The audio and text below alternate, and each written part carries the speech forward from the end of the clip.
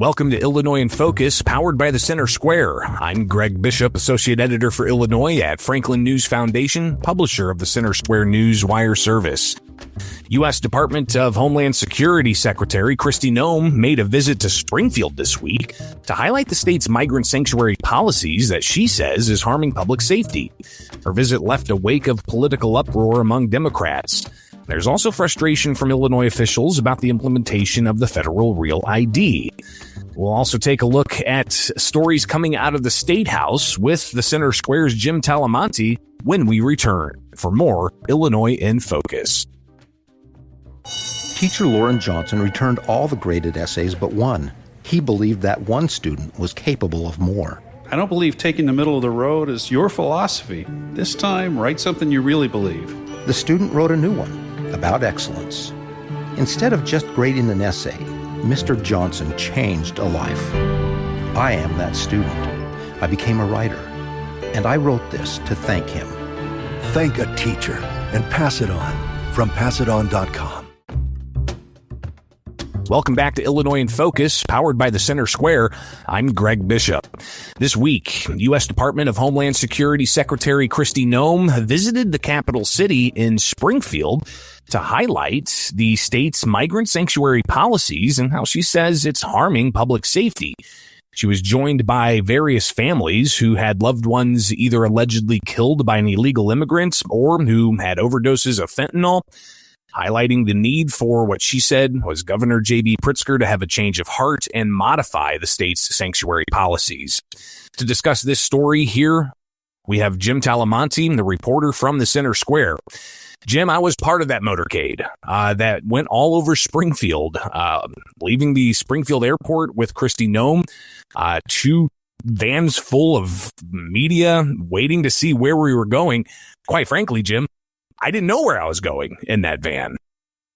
Yeah, I must have been quite a scene to be a part of. I mean, it wasn't a long visit, but this was, in terms of conversation, about a visit per minute. I mean, it was quite remarkable. And, of course you had the political sides lining up, but, remarkable, how the Kristi Gnome makes the trip. And there have been people from Illinois calling on Tom Home, the border czar, to make visits to Illinois, because here we are, one of the states, really the state of the Midwest, kind of an island, not abiding by federal immigration laws, enforcing state sanctuary laws against federal law.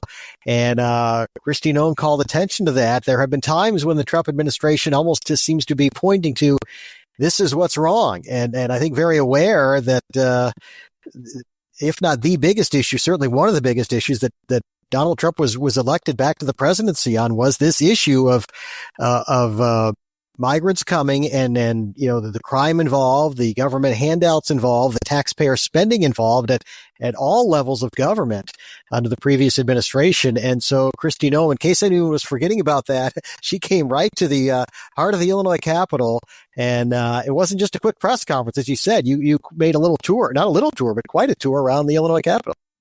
Yeah, and when we left the airport, we had an inkling of where we might be going with the convoy of, there had to have been like 10 vehicles there or so, and two vans full of press. We stopped at a DHS processing facility in Springfield. Jim, I'll tell you, I didn't know there was such a thing in the city of Springfield. But we pulled up and they only allowed for a few photographers to go in there. But the reports coming out were Gnome talked to a special agent in charge with HSI. It's an investigative component, part of DHS. She talked to other federal officers inside the building. But Jim, there was also a couple of non-citizens being processed. And I have yet to get back information on those two individuals, where they were apprehended, what their nationality is. But one reporter said that they had heard that one at least was from Guatemala. So Kristi Gnome actually stopped, talked to federal agents, but also talked to one of those migrants that was being processed. Expected, at least, amongst the media, that these individuals were being prepared to be deported. But not much information about that. She spent a good 20 minutes or so inside that facility. And then we had the motorcade turn around in a tight parking lot. And pull right back on out. And we thought we were going to be going to the governor's mansion for a press conference. And even the night before, the locations we were going to stop were not revealed to members of the media. But you had the governor's office and various unions like the AFL-CIO put out messages saying, hey, Kristi Noem's going to be outside the governor's mansion in downtown Springfield. Be there at 9 o'clock for some, quote, good trouble, they said. Well, Jim, as we left that DHS processing facility, we started heading towards downtown Springfield and heading north. And then all of a sudden we take a detour. And I'm like saying to myself, we are not going to the governor's mansion. Instead, we went to 8th and Kennedy, just down the street from where Emma Schaefer was murdered, allegedly by her illegal immigrant boyfriend, who apparently is still on the run. This happening a couple of years ago. She mentioned that, held up a sign saying this is the man they want. They believe he's on the run, possibly still in the United States, possibly even in Illinois. But Gnome said it's hard to communicate with local and state police for immigration enforcement because of the state's efforts with the Trust Act and a Way Forward Act that limit state and local police's ability to communicate with federal immigration authorities. And she had other families with her, but the use of Schaefer's name brought some political backlash from even the Schaefer family, not appreciative of Gnome using the death of their daughter for political advantage. And while there were protesters awaiting Gnome's arrival at the governor's mansion, they didn't get to see Gnome because we were several blocks away from the governor's mansion. But at the tail end of Gnome's news conference, protesters did show up, shouting expletives, having signs that you can't show on TV, a scuffle with one of the DHS officers. One of the protesters wanted to file a complaint. There were several state legislators who came to visit Gnome at that news conference. One in particular, State Representative Adam Niemerg, shared on the House floor hours later that the protesters were unruly, speaking things he said you can't speak about. And one vehicle even blocked Niemerg's vehicle, but they were able to get around it. And he said that people are going to get hurt. And he blamed the rhetoric from the likes of Democrats, including Governor J.B. Pritzker. So clearly, this was something that Gnome's visit left a wake of politics and questions about public safety, as it wasn't just the protesters who showed up outside the governor's mansion not getting to see Gnome, but Democrats and immigrant advocates. They held a rally at the State House, critical of the Trump administration, critical of Kristi Gnome. So clearly, this issue is far from being over, especially as the state of Illinois faces that lawsuit in federal court from the Trump administration's Department of Justice, wanting to overturn the state's migrant sanctuary policies. That happened here in Springfield, Jim, not up in Chicago, where it seems to be the epicenter of a lot of these things. Briefly, just if you could give us a sentiment as to what you're hearing and seeing in Chicago. Yeah, well, it's kind of the same, the same, I guess actually the rhetoric from Mayor Brandon Johnson hasn't been quite as intense. That's a nice way to say it, as the rhetoric from Governor J.B. Pritzker, though he's been strongly anti-Trump in most of his media availabilities. Sometimes it's easy to forget that it's only been, 8 or 9 months since there were 2 assassination attempts on the president, President Donald Trump, and there was a death threat against State Rep Jeff Kiker in that shortly after, around that time. So it is troubling, this kind of rhetoric. Here, actually, believe it or not, at least in the last couple of days, seems a lot quieter than Springfield. So but yeah, it's still the epicenter. We've had, a story I covered a few weeks ago was about a homeless shelter on the south side at basically 49th and DuSable Lakeshore Drive. So right near the lakefront. This is the north end of Hyde Park, this is a pretty nice area. I don't know if I call it upscale, but certainly some nice homes. And yet there are all kinds of issues with migrants in that area. So it's an ongoing saga. No question. We'll continue to report on this issue from Illinois for thecentersquare.com. Another issue, Jim, that involves federal law, the Real ID. I got my real ID. I was a little apprehensive at first, to be honest. Don't necessarily like the idea of a national ID card, but this thing's been in the works since 2005. They passed it. You had states suing over implementation. They didn't want to have to retool their ID infrastructure. But ultimately, here we are after court case after court case, everything falling into line. And, 20 years later, we got real ID that's been implemented. May 7th was the date. Secretary of State Alexi Giannoulias, he's been ever since he got into office saying, hey, get real ID. It's ready for you. Come into the DMV, take care of it. It's seamless. Bring these documents. You'll be good to go. But then when we got closer to the implementation, I don't know if it was politics at play here or if it was really the process.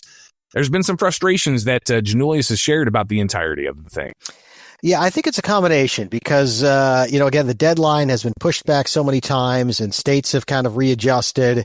His office was out in front with these campaigns, and who knows how many federal and state taxpayer dollars have been spent on all of this time. I had one Cato Institute senior fellow tell me he thinks in the hundreds of millions of dollars across the country, including states and federal. There have been lines, and Giannoulias is frustrated with the federal government. Again, this goes back to the Bush administration, but where Giannoulias got into the rhetoric, didn't mention President Bush, didn't mention President Obama, didn't mention President Biden, but he said, I see in the lines there are people who are undocumented who think they need this ID. I see the fear in their eyes with what's coming out of Washington. And so he too, and I guess it's just kind of been the campaign playbook, if you will, that even in these types of what you would think would be rudimentary administrative events, you get into the political rhetoric. And that's kind of been, I don't know if it's that way across the country, but it's certainly been the case with a lot of our statewide elected officials. And one thing that DHS Secretary Kristi Gnome said earlier this week was, listen, there's going to be the opportunity for people without real ID to be able to fly, at least in the short term. They may have to go through an extra screening process, but they'll still be able to get their flight. Even that rubbed Secretary Giannoulias the wrong way, seeming to indicate that this was like a last-minute change of sorts. So clearly, if it's politics or process, either way, some frustrations being shared from Illinois officials when it comes to getting that real ID out onto the streets. Real ID, Jim, was something that was, after the 9/11 2001 attacks, the terrorist attacks in New York and elsewhere. But public safety is top of mind with that. But obviously, public safety as well is top of mind at the state capitol. We've been talking about the issue of non-citizens and illegal aliens, and DHS wanting to go after and have ICE apprehend people and deport people. All of the national headlines there. But when we get down to the brass tacks of Springfield government, they continue to talk about things impacting public safety. I want to start, though, with the gun safe bill. I've been following this quite a bit. Jim, I don't know how close you've been looking at it, but yeah, this is something that could very well happen before the May 31st deadline to require gun owners to lock up their firearms under certain circumstances. But they would also have to have reporting requirements for lost and stolen firearms. And if they don't, they could face some civil penalties leading to the loss of their firearm owner ID card. How likely do you think this is going to happen at the State House? Well, I think it depends. If there is some significant public outcry here, then perhaps that reduces the possibilities. But we know these kind of unpopular things, if there isn't a real strong public reaction, even if there is, sometimes things get through. I mean, do we really know if that homeschool act is dead yet or not? It's on hold because of the rallies, et cetera. But I thought Josh Witkowski in your story, Greg, from the Illinois Federation for Outdoor Resource had a great response here. So, well, if what's the point of having a firearm for self-defense if it's locked up and I can't access it?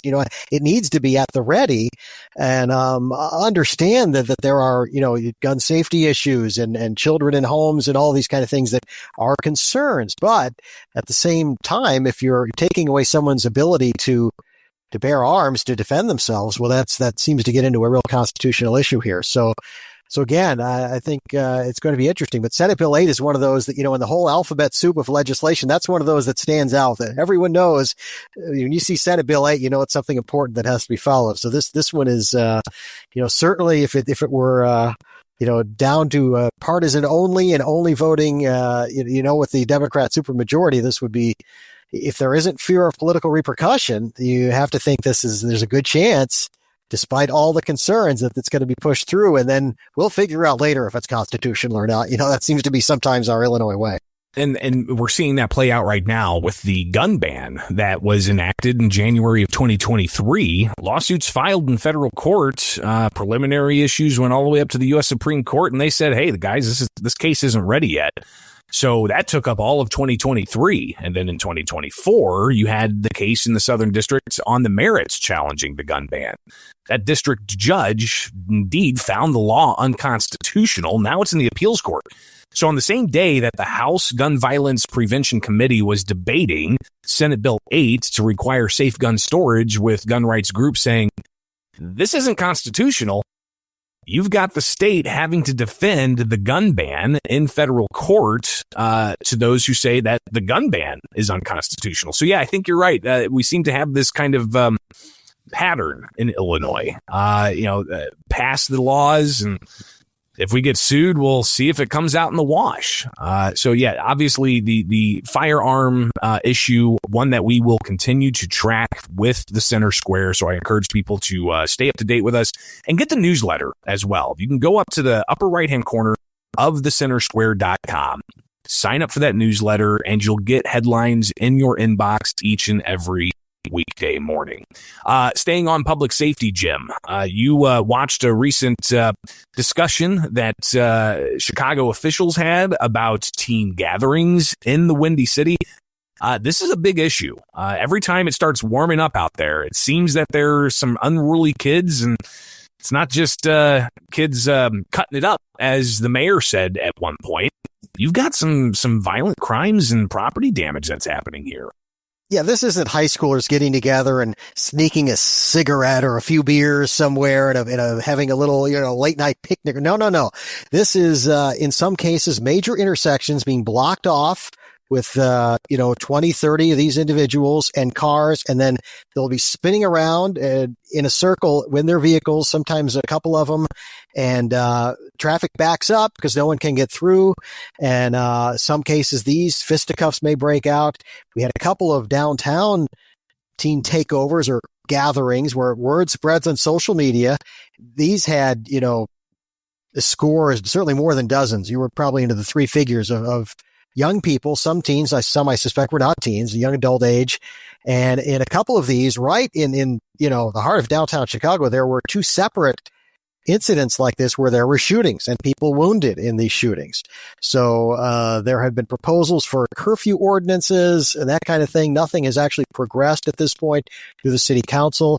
The mayor actually addressed concerns about, constitutional issues there with people's right to assemble.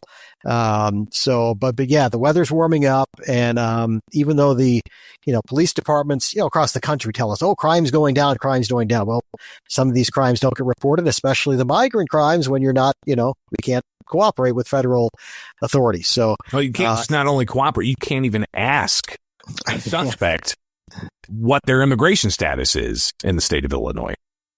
Yeah. So that just, and again, most of these teen gatherings are probably involving people who are legal residents, but in some of these cases, they don't. And, another story we're going to be looking at in the next week or so is how some of this is not just confined to the city of Chicago. I think sometimes people around the country say, boy, those people in Chicago, they should get out of it. It affects areas around Chicago too. There have been crimes spilling over into the suburban areas. Sometimes the suspects or alleged offenders are coming from Chicago and shooting right back. Other times they involve non-citizen migrants who are involved in these cases. So sometimes it's petty theft, but sometimes it's burglary, and you get into armed robbery and those kind of things. So it's not going away. That's for sure. This is Illinois in Focus, and we're talking with Jim Talamonte, a reporter for the Center Square out of Chicago. I'm Greg Bishop, associate editor for Illinois. And Jim, I'm down in Springfield, and it's been busy, kind of. We're in the final weeks of legislative session. This week, it wasn't a lot of activity on things, and it's making us reporters kind of question, well, what kind of late nights are we in for at the end of May? But there's a lot of unfinished things that we haven't seen yet. Obviously, we're going to possibly hear about, what kind of fixes they say are needed for Tier 2 pensions. We've got the budget. That's a big issue, $55 billion. Are there going to be any tax increases in there? A lot of unfinished business that we're going to be tracking over the next few weeks as we get close to that May 31st deadline. But some other things that really haven't surfaced too much. One in particular, the efforts to eliminate the tipped wage in Illinois statewide. Chicago's done this. Washington, D.C. has done this. But Washington, D.C. seems to be wanting to walk that back a bit after some economic consequences. What's going on there? Yeah, great story by Kevin Bessler about how this has resulted in businesses closing and all kinds of criticism of the mayor and city officials in Washington. So they're trying to roll it back. On the other hand, here in Chicago, just this week, Brandon Johnson, the mayor's asked about this. He says, no, this has stabilized our workforce. Now, anecdotally, I can tell you a lot of longtime Chicago restaurants have been closing their doors. Aurelio's Pizza, which has been a suburban chain for decades, had one city location, prime location, not far from Soldier Field and the lakefront, closing. The only city location gone. Other major chain eateries, out of the city. And you see the vacancy rates, again, downtown vacancy rates keep going up. A lot of the post-pandemic numbers have either at least flattened or started to come back very slowly, maybe more slowly than in other states. But not the downtown Chicago vacancy rates. They're still going up, 5 years after the onslaught of the COVID shutdowns and government shutdowns due to the virus. So, this tipped wage, another measure considered by opponents to be really unfriendly to businesses, especially small businesses, and even to a lot of workers who say, we actually will make more money via tips than if we have this minimum wage repealed. So a lot of debate, and I suspect, just given the Illinois Restaurant Association is opposed to this move for this to become a statewide thing. Maybe let's wait and see. Given the disastrous results in Washington, D.C. and yet to be determined results in Chicago, maybe we put the brakes on it a little bit. Well, another economic story that we heard a lot about last year, just as we heard with the tipped wage story that fizzled out last year. What kind of new regulations there's going to be for hemp or for even cannabis? As we had a couple of stories this week, Jim. I had a story on the hemp industry pushing for some reasonable regulations. They don't want to see a hemp ban. Because of concerns of things like Delta 8 and other intoxicating substances being sold at convenience stores. But now the minority cannabis owners, they're pushing for less regulation and more state funding. This is a story from Kevin Bessler. And we really haven't heard much on the ground other than a news conference. I'll be watching all of this closely from the Illinois State House as we get just a few more weeks left before the end of session, May 31st. Encourage everybody to stay close to thecentersquare.com. Get this podcast where you get podcasts. Just search Illinois in Focus and you can stay up to date with us here with the Center Square. Jim, thank you so much for taking time with us here for Illinois in Focus, and we'll do it again soon. Thanks, Greg. I'm Greg Bishop. This is Illinois in Focus, a service of the Franklin News Foundation.